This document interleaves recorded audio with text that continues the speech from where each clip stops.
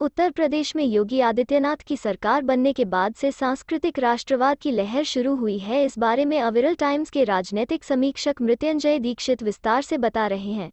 जब से उत्तर प्रदेश में योगी आदित्यनाथ जी के नेतृत्व में भाजपा सरकार बनी है, तब से प्रदेश में एक ओर जहां हिंदुत्व व सांस्कृतिक राष्ट्रवाद का रंग गाढ़ा होता जा रहा है, वहीं दूसरी ओर माफियाओं और अपराधियों के खिलाफ जीरो टॉलरेंस की नीति पर भी तेज गति से काम चल रहा है, जिसके कारण भाजपा समर्थक ही नहीं अपितु समस्त हिंदू जनमानस का विश्वास मुख्यमंत्री व भाजपा के प्रति बढ़ रहा है। योगी आदित्यनाथ जी के नेतृत्व में प्रदेश में बदलाव की बयार दिखाई पड़ रही है।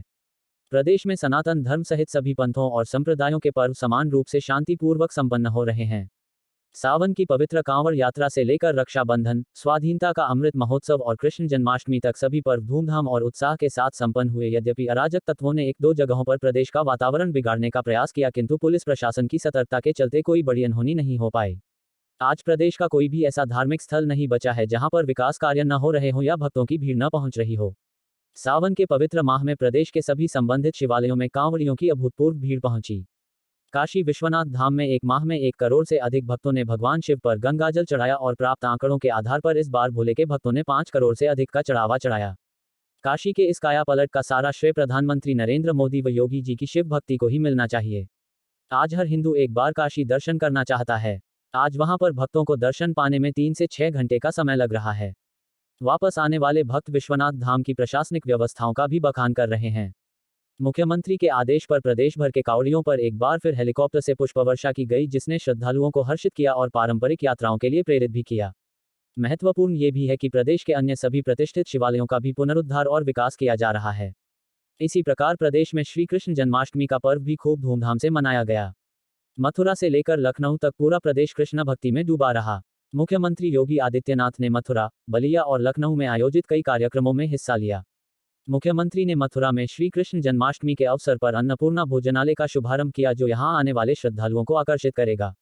इस अवसर पर मुख्यमंत्री ने संदेश दिया कि जो कुछ भी हम करते हैं वह भगवान श्री कृष्ण के संदेश के अनुसार ही है। परित्राणाय साधुना विनाशाय च दुष्कृताम। हमारी नीतियों का आधार साधुओं की रक्षा और दुष्टों का संहार है।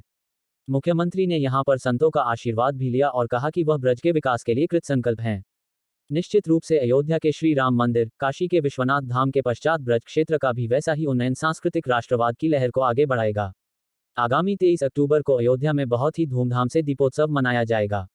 इस बार अयोध्या में 14.50 लाख दीप जलाकर नया विश्व कीर्तिमान बनाया जाएगा। इसके लिए 18,000 कार्यकर्ता लगाए जाएंगे। राम की पैड़ी के 32 घाटों सहित लक्ष्मण घाट व चौधरी चरण सिंह घाट पर भी दीप जलाए जाएंगे। सांस्कृतिक कार्यक्रमों का आयोजन भी किया जा रहा है, जिसकी तैयारियां प्रारंभ हो गई हैं। अयोध्या का दीपोत्सव सांस्कृतिक राष्ट्रवाद का ही विस्तार है। अयोध्या, मथुरा, काशी ही नहीं, अमृतकाल में सभी सांस्कृतिक धार्मिक केंद्रों का विकास प्रगति पर है। चित्रकूट धाम, मां विंध्यवासिनी, तीर्थराज प्रयागराज, नैमिषारण्य, मां शाकंभरी मंदिर, ऐसे अन्यान्य तीर्थ क्षेत्र जो विकास की दृष्टि से उपेक्षित पड़े थे, आज जगमगा रहे हैं। इससे न केवल सनातन जागृत हो रहा है, वरन स्थानीय स्तर पर युवाओं को रोजगार भी मिल रहा है। इसी प्रकार प्रदेश में स्वाधीनता के अमृत महोत्सव के अंतर्गत हर घर तिरंगा अभियान भी पूरे उल्लास के साथ मनाया गया और गली गली में राष्ट्रवाद का उभार देखा गया। सच तो यह है कि हर घर तिरंगा अभियान के कारण देश के सामान्य जन को पहली बार ये अपना राष्ट्रीय उत्सव लगा, अन्यथा 15 अगस्त एक सरकारी आयोजन सा हुआ करता था। लगभग हर मोहल्ले और हर गांव में तिरंगा यात्रा निकली, हर क्षेत्र को स्वाधीनता सेनानियों की चर्चा हुई, हर घर तिरंगा फहरा। पहली बार बाजार में लोग तिरंगे परिधानों में दिखे, बच्चों के लिए नए कपड़े खरीदे। संभवतः 15 अगस्त 1947 ऐसा ही रहा। जब मुख्यमंत्री जी ने बलिया क्रांति की चर्चा की तो बहुत से लोग आश्चर्य में पड़ गए, उन्होंने कभी इसके विषय में सुना ही नहीं था। इतना ही नहीं, विभाजन विभीषिका स्मृति दिवस ने भी जन सामान्य को उनके राष्ट्र के प्रति कर्तव्य का बोध कराया। कुल मिलाकर बीते 2 महीने प्रदेश में सांस्कृतिक राष्ट्रवाद की लहर जगाने वाले रहे हैं, जो धीरे धीरे और तीव्र होती जाएगी।